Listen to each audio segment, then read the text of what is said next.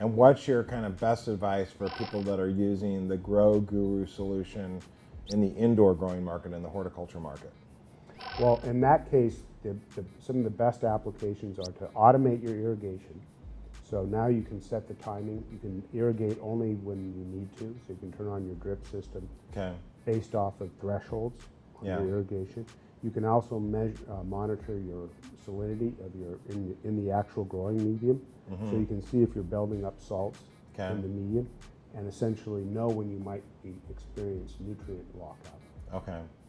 I know in outdoor growing, sometimes there's limitations on when you can access well water or how frequently you can run your irrigation system, whether it be like a drip irrigation system in an orchard or even like center pivot irrigation in kind of a big cornfield or something like that. So what are kind of your best recommendations in the outdoor growing market? Or it's so variable, there's not one consistent set of recommendations?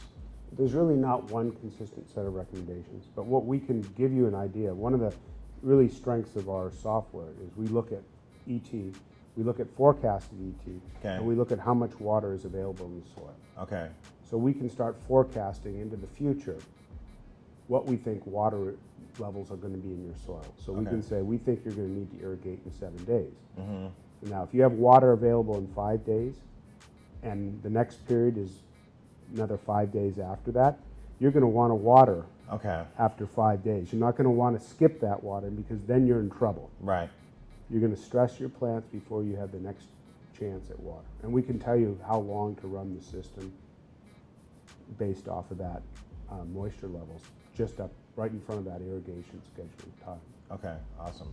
So any kind of last parting comments, key thoughts, for our audience out there around what are kind of the key things that they should take away from this related to adopting a sensor technology to help manage irrigation? What I think the technology can do is farmers have been managing irrigation for millennia. Yeah. Obviously. Yeah, back to Egypt and stuff. Back to Egypt, yeah. And that's what allowed us to have cities with agriculture. But it's been done mainly on rule of thumb, and sometimes no more sophisticated than walking around a field and kicking your heel into the dirt. Yeah. Nothing wrong with that. Farmers will always do that in the future, and they should do that.